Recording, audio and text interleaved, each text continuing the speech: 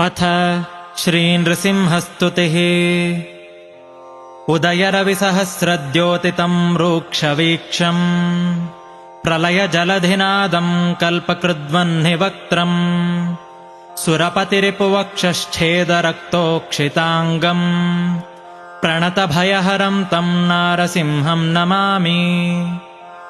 प्रलयरविकरालाकाररुक्चक्रवालम् विरलयदुरुरोचीरोचिता शान्तराल प्रतिभयतमकोपात्युत्कटोच्चाट्टहासिन् दह दह नरसिंहासह्य वीर्याहितम् मे।